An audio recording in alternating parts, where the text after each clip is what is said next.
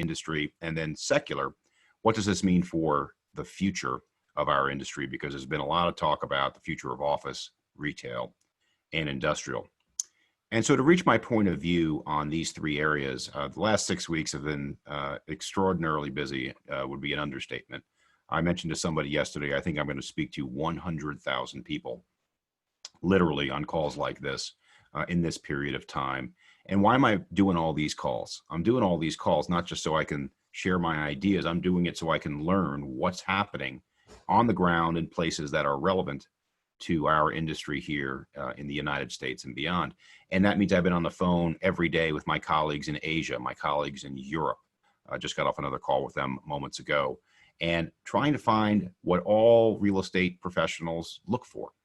Comps, comparable transactions, comparable time periods. And many people are looking at comparable time periods based upon recent American history, including the global financial crisis, including the tech bubble 9/11 period. And those are excellent comps, and you can reach a certain conclusion about where we're going to go by looking at those comps. But we're trying to look beyond that. We're trying to look at comps such as SARS in 2003 in Asia, such as what's happening with COVID-19 right now in China, such as what happened in New York post-Hurricane Sandy, and then a host of other comps that might inform our opinions. So let's go right to them now, shall we? So first, to start with our macro point of view, and this is going to come as no surprise to anybody. We believe that the second quarter is going to be perhaps the most challenging economic quarter in U.S. economic history, seeing GDP fall by almost 35%, seeing unemployment rise to almost 15%. But you already knew that. You already knew how challenging this quarter was going to be, and because of the shutdown, and many of you, if not all of you, are speaking to me today from your homes and not your offices. But the question is, what comes next? What is going to take us out of this, both from a macroeconomic point of view and also from a micro point of view? What does it mean for our industry? Well, I'll just give you our point of view, is that we are in the so-called V camp. Now, many of you are probably going back to your Sesame Street days, because you've probably heard every letter in the alphabet to describe what's coming in front of us. Some people are talking about a W, an L, a U. And I will tell you that our real estate letter is different than our macroeconomic letter. We actually believe that real estate will recover in a Nike pattern, which is somewhere between an L and a V. But nevertheless, why are we in this optimistic camp of we're going to bounce down very hard, but bounce back very quickly as well? Well, a couple of reasons. First of all, it's the comps that we have chosen to inform our decision. So the first set of comps I want to talk about are the 9/11 post-tech bubble and the GFC comp. And these are excellent comps, by the way, in terms of time periods you would look at to try to reach a conclusion. But I will tell you that if you take a look at those comps, this is what they say. They say that using the office space as a proxy for the other asset classes, that the office space took about 2 years to go from peak to trough in rent, and then another 4 years to bounce back. And that means 6 years peak to peak. But values bounce back a little bit quicker, about 4 years peak to peak. But then you got to go beyond office, because if you take a look at industrial, it never went down in value post 9/11 tech bubble. And then you got to go market by market, because some markets did very poorly post tech bubble, and some of them were San Francisco, Austin, Texas, and Boston. But they did quite well post GFC, because the same industry that took them down the first time will protect them today. And we certainly believe that tech heavy markets are going to perform better today as well. So that's those comps, but let's look beyond those comps for a moment and look at the SARS comp of 2003. Because if you take a look at that comp, you'll see that they also had an extremely sharp downturn in Asia, but then they had an extremely sharp return as well about a year later. So much faster than the GFC and the 9/11 tech bubble comp. But then you look at what's happening on the ground in China as we speak. And now, if we had had this call in mid-February, February 19th, I would tell you that China, from an economic perspective, was largely shut down. Most industries were shut down. Most shopping centers were closed, and almost every Starbucks in the country was closed. Today, almost 95% of all Starbucks are open. Almost 95% of shopping centers are open, and industry is similarly open at a similar clip. But if you take a look at foot traffic, some cities in China have foot traffic today that is in excess of the foot traffic they had at the same time a year ago. Now, not everything's bouncing back.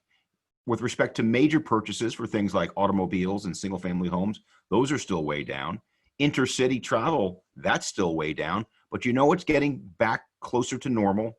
Things that get right to the heart of our industry.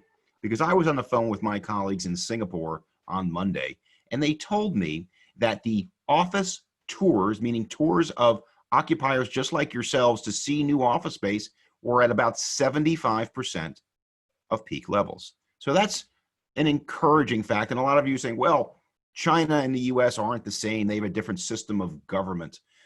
They have the ability to enforce laws differently than us, different cultural factors. Well, all that's true, but you have to remember, there's no such thing as a perfect comp in anything.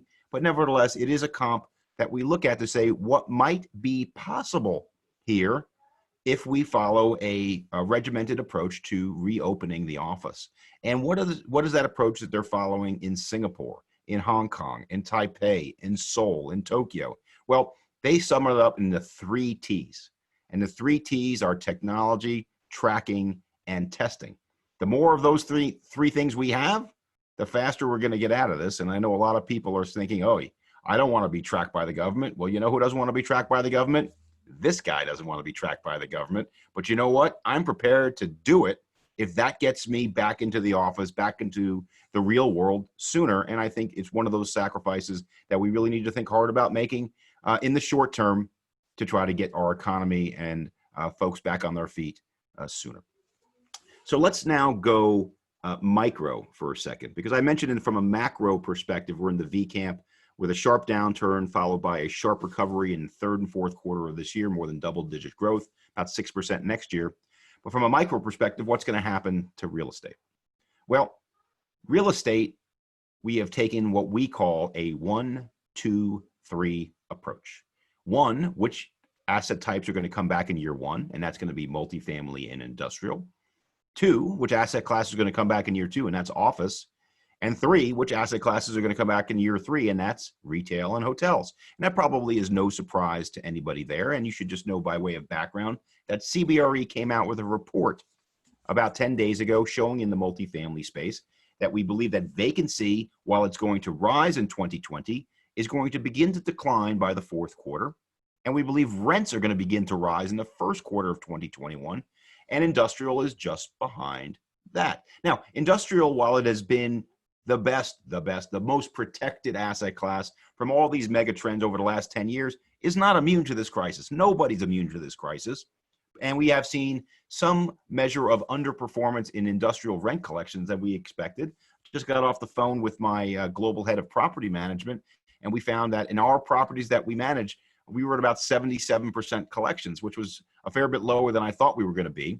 But nevertheless, multifamily and office may have outperformed, and they are at around 90% collections. Unfortunately, retail has materially underperformed at 20 to 40% collections, depending upon which retail format you're talking about. And unfortunately, it may have accelerated many of the trends that were negative on the space before, including secondary market malls and power centers. But unfortunately, there will be additional casualties this time, as the National Restaurant Association suggested in a call last week that up to 14% of all restaurants will never reopen. So the challenge in retail isn't just today, it's what's going to be happening over the next several years. But while on calls like this, I'm always the guy that's talking about what's going to happen in 1 year, 2 years, 5 years, 10 years. For a moment, I'm going to talk about the next 45 days, because I believe the next 45 days are the most important 45 days that our industry has ever faced.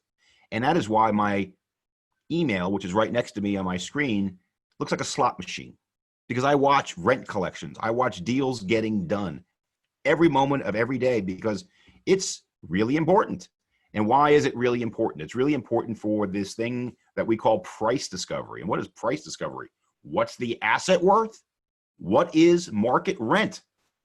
And these things are unclear at this moment unless and until we hit the proverbial bottom.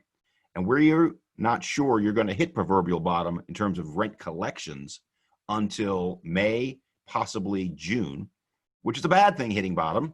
But the good news about hitting bottom is that you now have the ability to objectively underwrite rents, occupancies, and then by extension, capital markets values of your building, which are nearly impossible to calculate if you don't know what rent roll you're buying. In fact, that's a comment that a landlord gave to me the other day. I'd like to buy something, but I don't know the rent roll I'm buying. By May or June, you'll know the rent roll you're buying. Now, there are interim steps that people are taking to try to get past this period, both from a capital markets perspective and then from an occupancy perspective.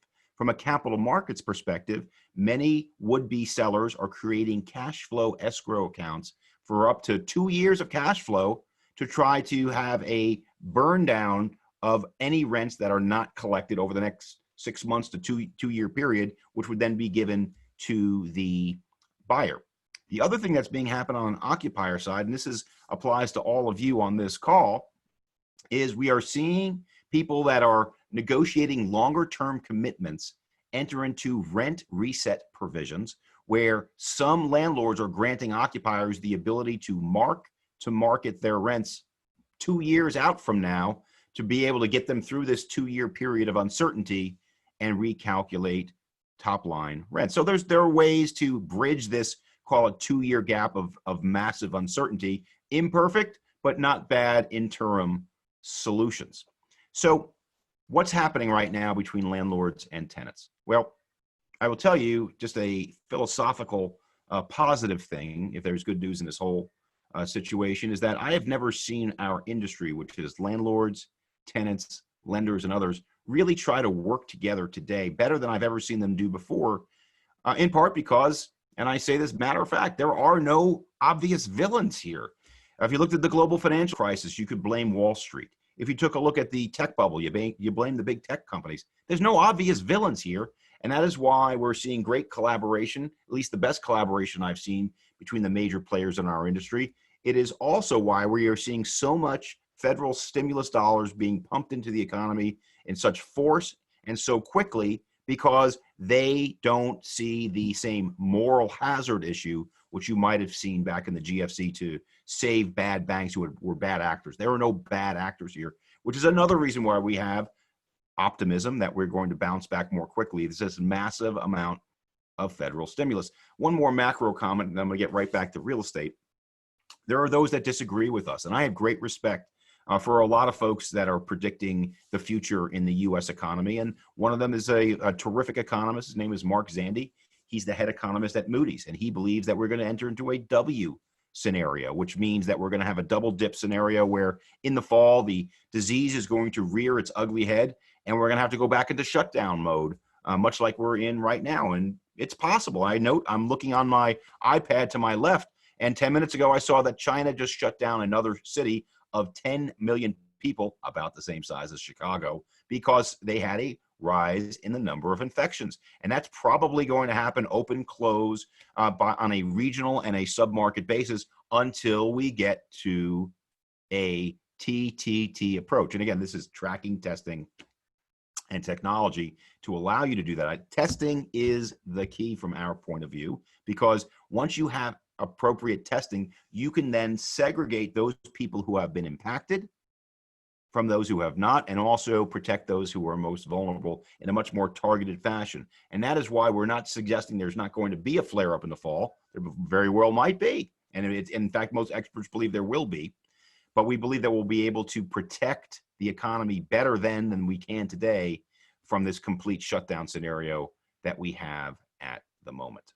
So let me make a secular comment now for a moment, if I can, because I've been asked a lot about the future of office, the future of retail, future of industrial.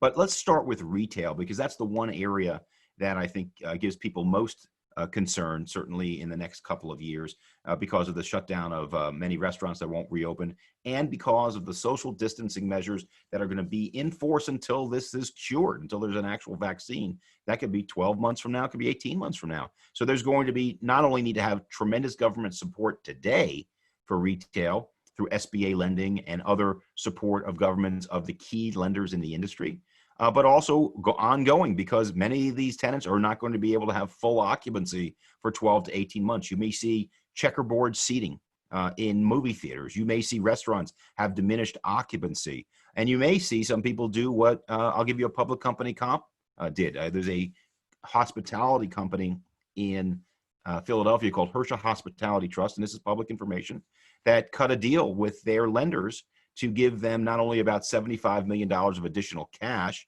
but to give them covenant relief through May of 2021. What they essentially did is they mothballed their assets from a capital markets perspective for over a year. And that's what some of the most troubled assets may have to do. And I was on the phone last week with the owner of one of the largest concert halls in the Maryland area.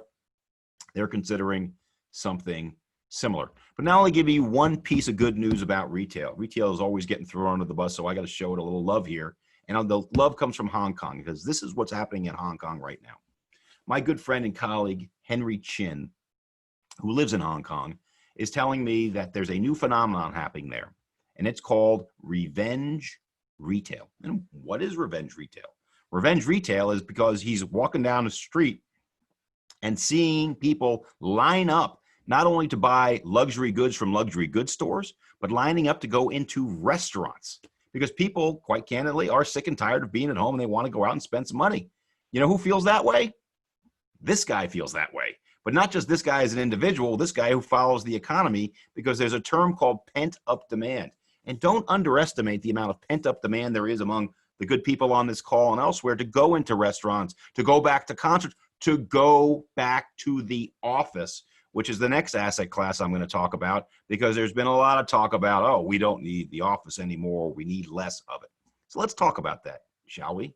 Because what we're going to see over the next 12 to 18 months is less physical occupancy of the office, but you will, and some diminution of the legal occupancy, less tenants. There will be some vacancy, and there's certainly going to be a rise in sublet space. We're seeing that everywhere, including in some of the tightest office markets in the United States, like San Francisco. But what does that mean long term? Well, there have been some prominent CEOs who've gotten on TV and said, well, we don't need as much office space in the future. My answer is, well, maybe you're not so fast, because notwithstanding the fact that there's been a material rise in what we call the fluid workplace, and that's distinct from the agile workplace. The agile workplace is what defines what's inside of the four walls of your office, like activity-based learning, activity-based working, which is something we talk about a lot. But fluid describes how you work anywhere. It could be in the workplace. It could be at your home, like many of you are right now. It could be at a Starbucks. It could be in the back of a self-driving car. Well, we knew that was coming anyways. In fact, CBRE wrote a report called The Age of Responsive Real Estate, the 2030 report, which we published about 6 weeks ago. And what that report showed was that the fluid workplace was going to increase. So we knew that. But what we also show in our report and other reports that we've done is that the workplace, the physical four-walled workplace, is indispensable. And why is that? Because people don't go to the office because they, quote, need to go to the office, as most of us see on this Zoom call right now. They go there because they want to go to the office. And what does want mean? Well, every survey that we've done showed that people go to the office because they are happier, they are more productive, and you can attract and retain talent.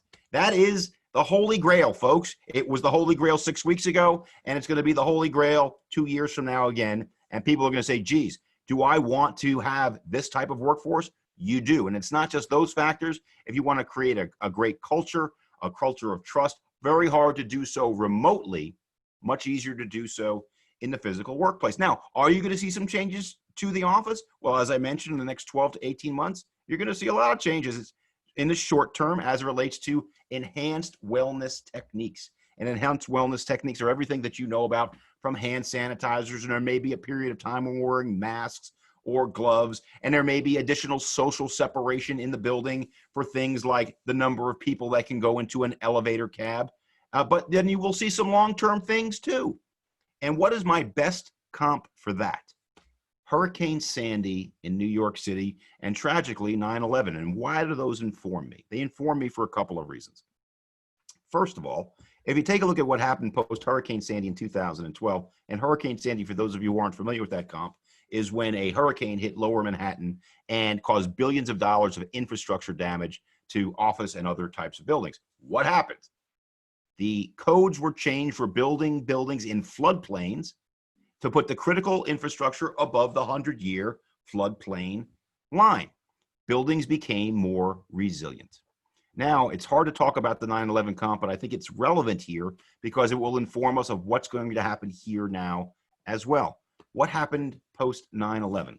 Well, first of all, there was a tremendous fear factor of going back into major cities like New York, like DC, and even Chicago. Some people had a fear factor, and that showed up not just in not wanting to go back to these major cities, but also there was a period of time in New York City where the rents that were being charged or being offered at lower floors were higher than the rents offered for upper floors because people had this fear factor. But what changed? Security in buildings changed. People got more secure going back into the big cities, and New York and Chicago and DC and San Francisco have all thrived because people are now confident to go back there from a security standpoint, and they're confident to go there because they have all these other attributes from the best infrastructure, from the best amount of human capital, from the best amount of cash capital that is irreplaceable. And that is going to be the case here as well. So I think people will go back into the cities. They're going to go back into dense environments. They're going to go back into office buildings, but we are going to see some longer term changes too, structurally to some of these places, just like we saw post Hurricane Sandy. And what's one of those areas we're going to see structural changes? We're going to see that in the form of upgraded HVAC systems. And HVAC systems, I will tell you, until 3 weeks ago, I was not an expert, and I'm still not an expert, by the way. But I know more about HVAC today than I ever did before. And so I learned about a system called hydronic heating and ventilation from a terrific developer in California called McCarthy Cook. And what hydronic heating and ventilation is basically they pump water into pipes in your floors and into your walls rather than pumping forced air into your building, because that is cleaner, obviously no forced air, but it's also more efficient. Now, why don't more people do hydronic? Because it's more expensive to install, but over the long term, I guarantee you, you're going to see more of that. But what do you do for an existing building that has forced air? Well, you're hearing about new systems there as well, where people are going to put in infrared systems that literally zap the air as it comes out of your HVAC system to kill whichever bacteria is in it. These are some of the physical changes that are going to happen to your building before you even see the pendulum swing in terms of the amount of densification for the average employee in the building, meaning you might see a spread of the number of square footage for the average employee in the building, which is going to counteract the increase in the use of the fluid workplace. Last asset type I'm going to mention is going to be industrial, and industrial has been the net winner in the megatrend changes that we've seen over the last 20 years, obviously led by e-commerce, and that is clearly going to continue. Because if there was one thing that we failed on 100 things during this terrible crisis, but if I were to point to one thing from a business standpoint that we failed, is we failed the resiliency test. Our businesses were too efficient, and they didn't have the ability to react to a crisis because everything that we wanted to get delivered was just in time. Everything was down to the last moment of delivery. And when we had a crisis, it disrupted the flow of goods from China, and not just on our iPhones, also on things like pharmaceuticals, also things like masks and gloves that we're seeing right now. But even on a very local level, my wife and I have been ordering home delivery of food now for 6 weeks from this thing called Peapod service. Every one of those deliveries have come 50% or less filled. Why? Not enough food, not enough stuff like paper towels to go around. What's going to happen is that resiliency thing is now going to be a requirement of major companies that have the ability to expand their storage capacity of whatever goods that they bring to the market. It's going to bring more manufacturing back to the United States, which is a trend I've talked about before, and I probably talked about it 6 weeks ago when I was with you folks in Chicago. And it's also going to lead to a rise in certain specialty types of industrial, notably cold storage, to be able to more efficiently bring goods to you in the local market. So let me sum up my comments like this, and then I'll take whatever questions you have. I am a macro optimist in terms of the speed by which the macro economy will come back. Now, many practitioners have a different opinion on that, and I spoke to my dear friend and colleague, Richard Barkham, about that phenomena. He said, we always see this, where the economists are more optimistic than the practitioners, because we have the benefit of hindsight and being a little bit removed from it, and also because we can see the massive mathematical power of this stimulus where it's hard to touch and feel at the field level. So we are an optimist on the economy. On the real estate, we believe that it's going to come back, but it's going to go in this 1, 2, 3 pattern, where in year 1, you're going to see multifamily and industrial come back. Year 2, it's going to be office. Year 3, it's going to be retail and hotels. You will see some initial spark in both retail and hotels because of this pent-up demand, but it's going to take longer for them to get back to where they were 6 weeks ago. And with that, I want to say one more time, my dad was a huge fan of Chicago. I'm a huge fan of Chicago, and Chicago will come back just fine. And with that, I'm delighted to take any questions you might have. Spencer, thank you so much. I feel like we all just drank from a big fire hose. So the information you've shared today has been great. And if any of the participants do have a question, you're going to need to take yourself off of mute, ask your question, and then we'd ask you to put yourself back on mute. To get started, though, you had mentioned 45 days before we kind of hit the bottom and start moving back up. What do you see, or what's going to be the index at that period of time, whether it's 45 days or 50 days, that you're looking for to see that we've hit that?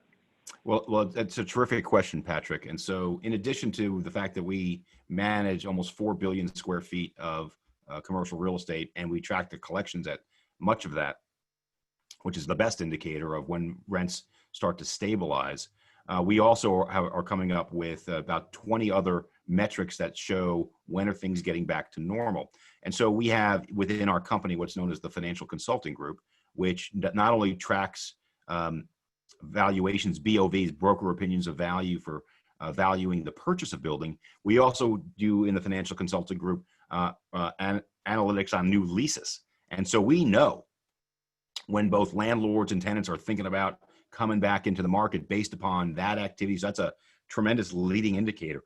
And then there are, of course, other indicators that we have here at CBRE, including we track the number of new deals launched. So just to give you a number, we typically launch 100 deals a week approximately in the United States. We're down to about 30 now.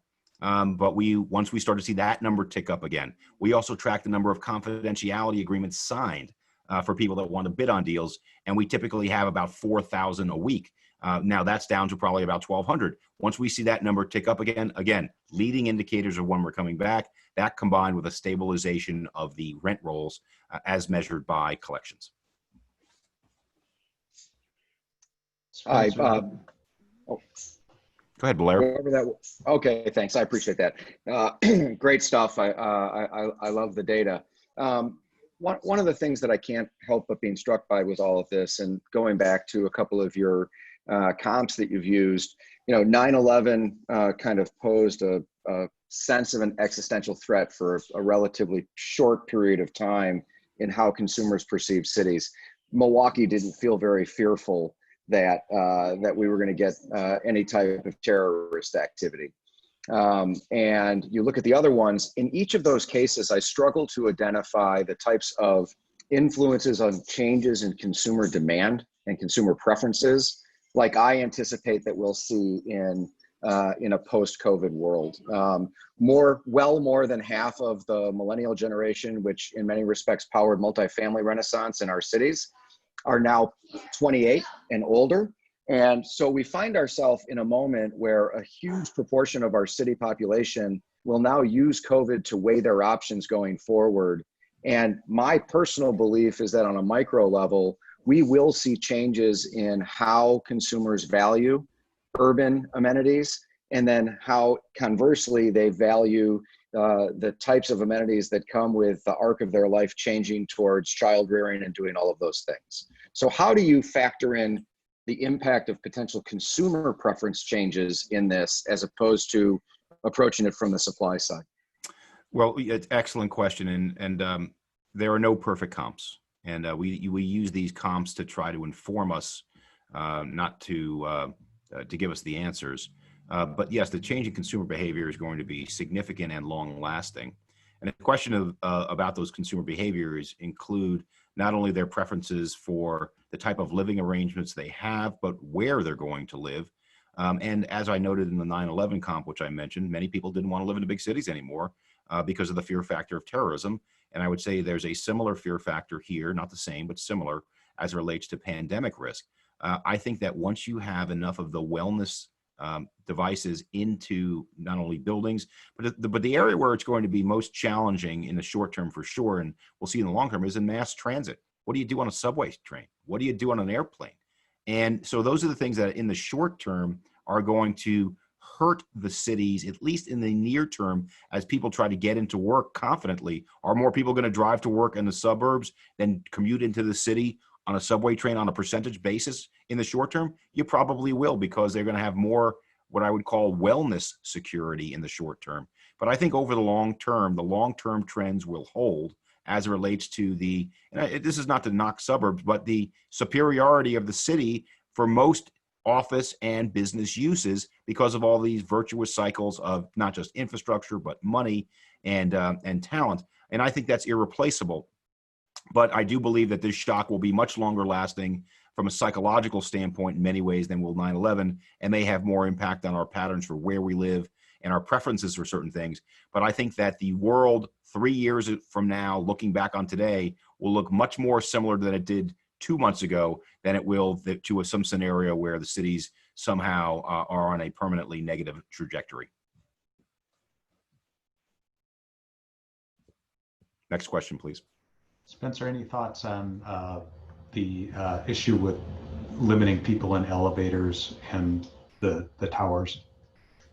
Sure. So that's already been discussed in Singapore. So one of the reasons why I'm spending so much time on Zoom calls all over the world is I want to learn exactly what's happening around the world. And so Singapore is already working in things like putting tape on the floor of elevators and other forms of limiting the number of people coming into buildings. And you're going to see that for a while. Well, what do you do with a building that already had slow elevators? Well, it's an issue. It's going to limit the number of people that can go into that building in the near term. So that's why the next 12 to 18 months are going to be, you'll see office occupancy well below its peak levels, which will match to some degree what you're going to see in restaurants. Now, you're going to see that from a wellness safety perspective, but I stand behind what I said before about this pent-up demand. A lot of you folks don't feel that right now because, the fear factor is real. I feel it myself, but I think the pent-up demand to go back into restaurants, to go back into the office is much stronger than we may feel in the pit of our stomachs right now. That the only thing holding people back going to these places is going to be local regulations and landlords otherwise putting wellness services in their buildings that can keep people safe. Not just keep them safe, but give them the confidence that they're safe. And that's why you're going to see much more visible wellness things than you might have seen before, even if some of them had previously existed, such as janitorial services. You're going to see much more visible services like that, maybe uniform changes, whatever, that make people confident, because we're going to have not just a healthcare crisis, we have a tremendous crisis of confidence. Next question, please. Do you believe that social distancing measures will become routinized in the bar, restaurant, the food, whole F&B space, as well as an entertainment space? Notwithstanding the tremendous risk factor, fear factor, and otherwise we're going to have in the next 12, 18 months, I'm going to just give you an unequivocal no, will not. I'm going back to a Ravens game before you guys get to a Bears game as soon as possible. I will go to a concert tomorrow if I was allowed to go. Now, I may be in the minority in terms of my zeal to go back to these places, but I'm certainly not in a small minority yet, and people will go back to them. They will go back to them with confidence because I think that what you saw in Asia, why did Asia deal with this crisis so much better than we did, at least at the moment? Because they had experience with it. They were prepared. You saw in Taipei and Taiwan where people were they had almost no spread or very little spread because they dealt with H1N1. They dealt with SARS. They dealt with the swine flu and all these other things. Once we have experience with this, we're going to be better off. We're going to have more confidence. So you have not seen any of that social distancing stuff have durability in Asia. You're not going to see it here either after we get through this period. Spencer?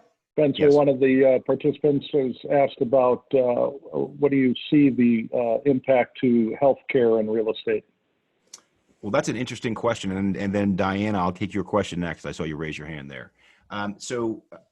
Interesting question, which I have a counterintuitive short-term answer. So my counterintuitive short-term answer is I've been in this business for 25 years. And I did a lot of work in medical office space, among other things. And you would think that medical office would be like the best place to be right now from an investment standpoint. It has proven to be quite the opposite, because most small medical providers, my wife owns a physical therapy shop that she had to shut down. My buddy of mine's an orthopedic surgeon. He can't do surgery.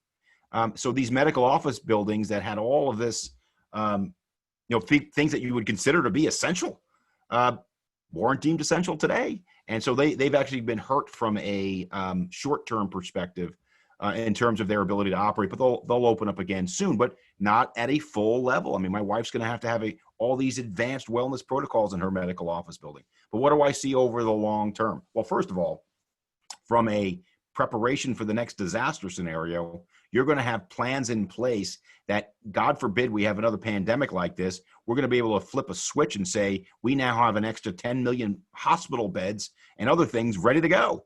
And that's going to be things like dormitories at universities and other places that are just ready to go.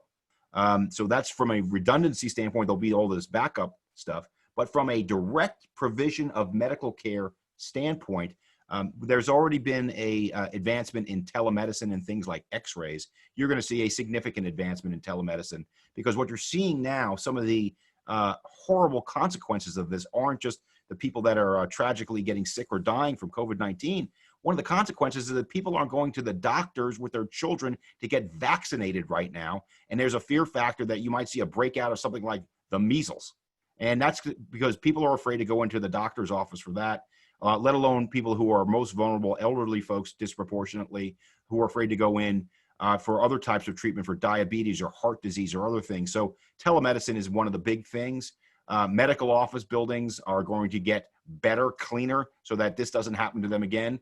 Much similar, not dissimilar to how office buildings are going to get cleaner from a wellness standpoint as well. So I would say there are some countervailing forces in telemedicine, which are going to push back on space demand. But I see nothing but more space demand, albeit cleaner, because of an aging demographic and the need for healthcare services. So I'm very bullish on the medical office space. But you didn't ask me the senior housing question, which you may have thought of, because a lot of people are asking me that question too, which in the short term, they're in a very bad place because nobody can go into these places as new residents because they can't tour. They obviously have this horribly tragic mortality rate that's because of the disease, which is just, I mean, the news couldn't be worse. But I believe, tragically, once we get through this period, this too will pass, and the need for senior housing 2 years from now will begin to rise again. The thing that's going to hit senior housing in the short term isn't just this terrible disease. It's also because the single biggest driver of people in the senior housing, other than aging, is the value of their single family home improving. And so we're likely to see a drop in the value of single family homes over the next couple of years, which is going to further diminish the demand for more senior housing. There's going to be more of what people call aging in place in their existing residences. So next question, and then I'm going to go to Diana, who was so patiently waiting. So Diana, please ask your question. Sure. When you were with us in January, the question was brought up about the issue in China. And at that point, the economic thought process was that there was just a short-term dislocation of funds. It was not expected to be a major global pandemic. Obviously, things shifted, and the spread was what shifted. Is there anything in the forecast of the future that could cause your current outlook to shift as massively as it has in the last 3 months? Well, thank you for that question, Diana. And let me just go on record saying that my forecast in January was, it was wrong. And but you were working with the information that you had. So is there? But no, the what could change my forecast positively or negatively, right? Putting aside another, what they call these black swan events you cannot see coming, and of course we didn't see it coming, even though we should have. What would shift it is really a delay in the vaccination process, the curing of the disease. I would say that's the most likely scenario that just drags this thing on much longer than we and others anticipate, which would put us into a U or an L scenario. And by the way, I was on the phone last week with a head of a big German bank, and they believe in a U scenario. There are people with L scenarios. We're kind of factoring that in. So what would shift me from a V to a W, the double dip, or the U or the L is a making no progress on testing and or curing the disease, which make us more pessimistic. What would make me more optimistic is if we accelerate those things. So really, I don't claim to be, I'm not a medical expert, but that is probably the key factor on both a positive optimism or a negative pessimism front. We have more chat questions. So here's two that you can tackle. One is your opinion on testing and its impact on opening the economy, and then the potential impact of elective business travel. If you Okay. could speak on those two items. Sure. I'm going to take the second one first because that's an easier one, I suppose. Elective business travel is going to be way down for years. And when I say years, I don't mean 10 years, I mean 2 years. Because I am probably one of the most active speakers on the conference circuit. I've been very fortunate to speak at tons of CoreNet events, including your national event now twice. I'm proud to say that I opened up for Spike Lee this year. Well, sort of. He was the speaker after me. I didn't really open for him, but it sounds cooler when I say it that way. But I have no physical travel on my schedule for the indefinite future because all my conferences have been canceled, and they take a while to ramp up again. Do I believe I'm going to start going back to conferences starting next year? Do I believe I'm going to start going back to business meetings next year? Sure, I do. But I just did a pitch just prior to this in Washington, D.C., and what I said to them was they have a distinct competitive advantage at the moment because of their rail, their connectivity to New York City, their connectivity to Boston via rail. Because I think even though rail is going to be down, it's not going to be down as much as an airplane because people have a much more confident ability to ride rail. Now, I know there's rail between Milwaukee and Chicago. I've taken that too. It's not a bad train, and you need more of that, more regional strength. So I think you're going to see people that have strong regional ties are going to do better in the short term because of that from a travel standpoint, because elective business travel is going to be down for a couple of years. As it relates to the testing question, this is not a joke. This is actually the truth of what I actually think. Remember I mentioned the 3 T's, the 3 T's of technology, testing, and tracking. Well, if the prospect of the government tracking you doesn't scare you, I'll tell you who it scares. It scares this guy. I don't want to be tracked by the government at all, ever, with the exception of today. And why is that? Because if that is what it takes for me to get out of my house sooner, I'm willing to sacrifice some of my core values for the greater good. And that is the one area where we got to suck it up and just do it. Because if we don't, we're going to be stuck in our houses longer. So here's something that's not a joke, but I'm just going to say it because the movie was filmed in your market. Do you guys ever see the movie Batman when he fights the Joker? And there's a scene at the end of that movie where they had to put in a special sonar tracking device to catch the Joker before he killed thousands of people. And Morgan Freeman walks in and says, "You can't do this. This is wrong." But even Morgan Freeman did it for about a week until they caught the Joker. And then what happened? They destroyed the system at the end of the movie. That's exactly what we need here. And that movie was filmed in Chicago. So Batman to the rescue. Next question, please. I can't top Batman, but next question anyways. All right. Let's see. There's a question on social distancing in the office and scenarios for bringing people in this limits on, the number of people who can fit. Do you see short-term or long-term a requirement for additional space?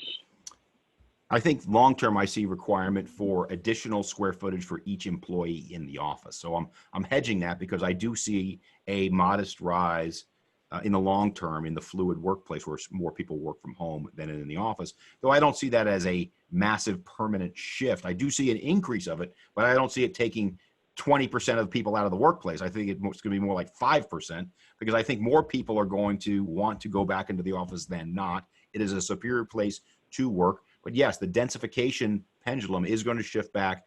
and you're likely to see more square footage rather than less. But what you're also going to see, we haven't discussed this on this call, but I'll just mention it now. Co-working is going through a tough go of it right now, and it's going to probably get worse before it gets better over the next few months as they've lost all their tenants. Some of the big co-working operators have capital markets issues.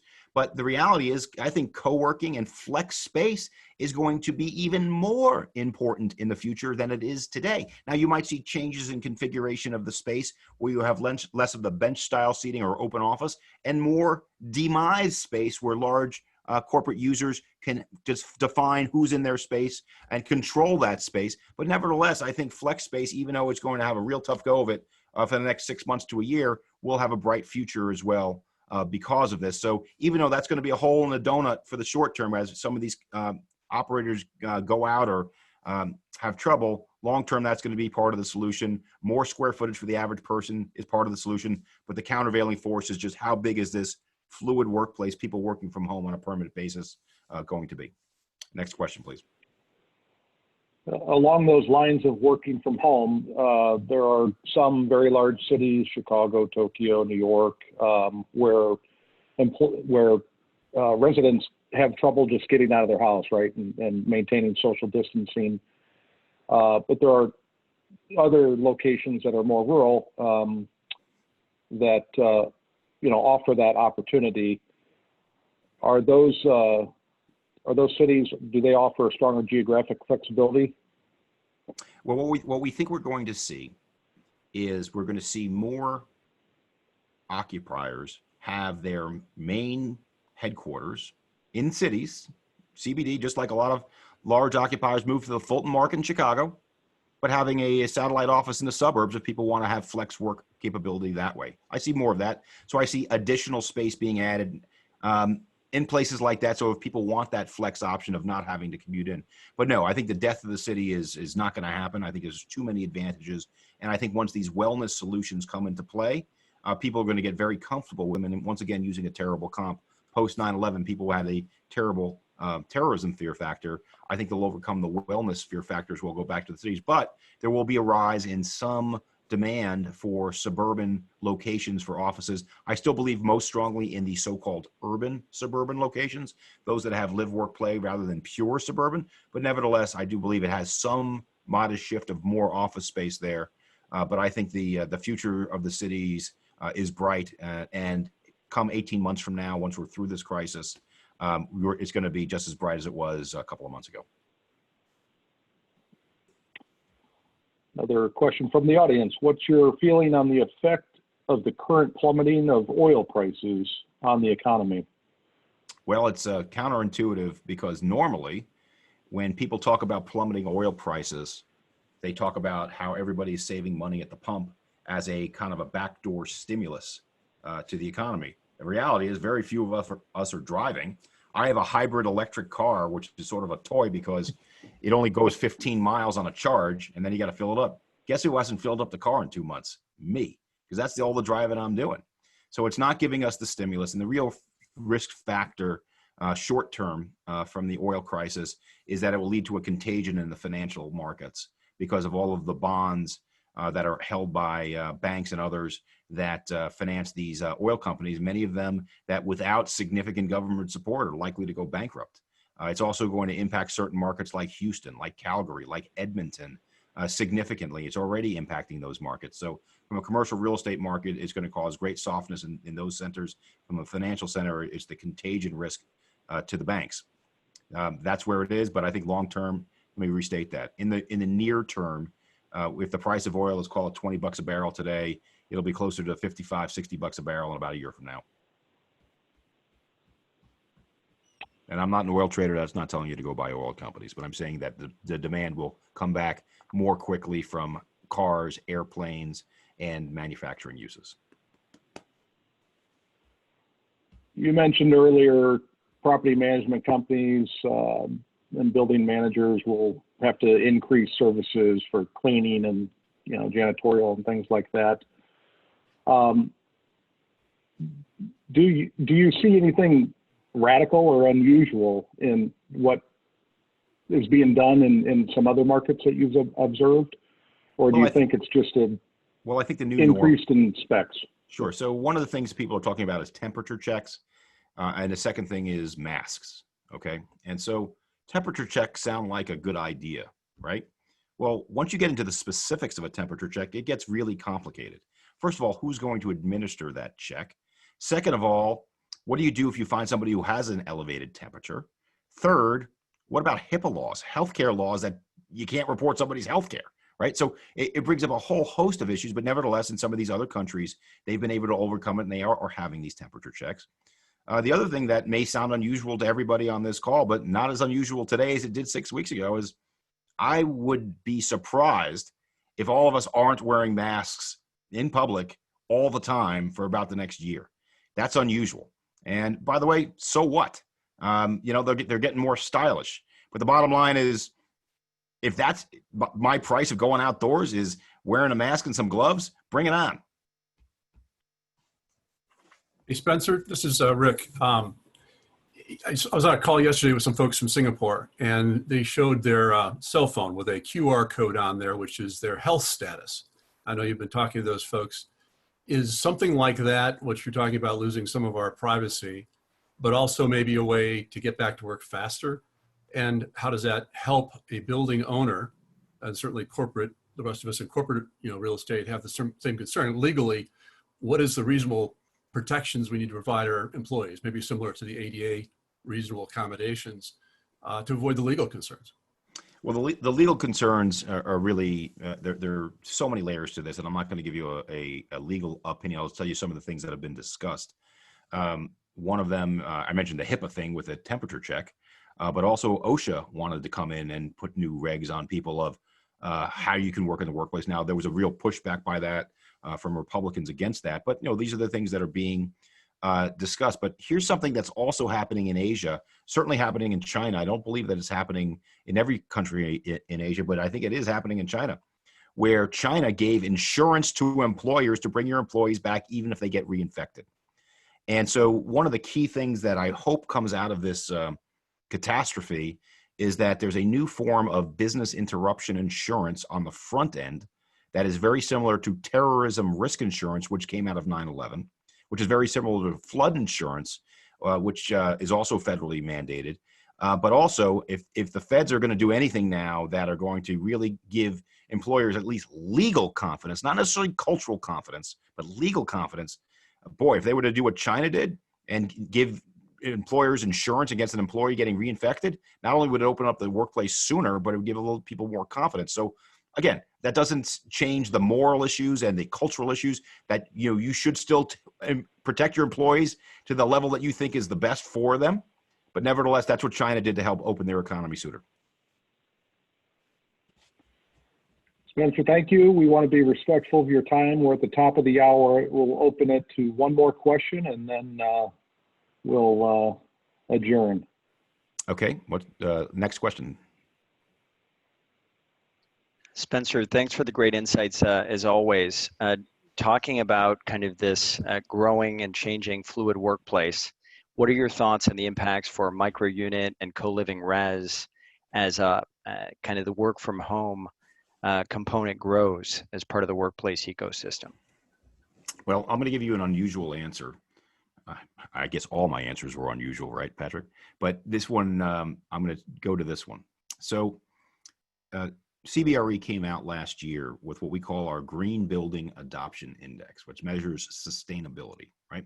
And I think sustainability has to be part of this conversation because the rise in sustainability is going to mirror the rise in wellness in terms of what we demand from our working arrangements and potentially, and this is where the answer is going to get unusual, Patrick, our living arrangements. So what did our Green Building Adoption Index say? Well, this is what it said. It said that the #1 city in America for green buildings is, you guessed it, Chicago. I had to throw that in there. At 75% of your buildings are deemed to be green by our green building adoption, your office buildings. The #1 green city in America for multifamily buildings is Denver, 7.4%. Let me repeat those numbers for a second, shall I? 75%, 7.4%. What does that mean? It means that the same employees that demand a green space when they go to the office aren't quite so picky when they go home. And because they're going to be value conscious, much more value conscious than you believe. And I'll give you one other stat that'll kick around in your mind tonight. The ICSC did a study about a year ago of what motivated Gen Z buyers to buy goods at a particular store. And everybody on this call probably says, oh, social sensibility, green, all these things. Guess what came in last? That stuff. You know what came in first? Value, the cost. Gen Zers are just like you and me, right? And I'm sure there's some Gen Zers on this call. But to your question, value will win the day. People will pay. If they could pay less, they'll be a little inconvenienced so they have a reasonable amount of wellness. And guess what? That's what's going to drive people back onto cruise ships too. Thank you. You're welcome. Spencer, on behalf of Coronet Chicago, we very much appreciate your time. Welcome back. We hope to have you back again to provide another update, maybe next January. Great. Well, thank you for having me. Yep. Look forward Thank you, to Coronet. the Thank Coronet you, site Spencer. for further programs. Thank you. And Take please care, follow me on everyone. LinkedIn, and I'm happy to friend all of you and continue the conversation. Thanks, everybody. Thank you. Thank you. Great job. Thank you. Thanks, Spencer.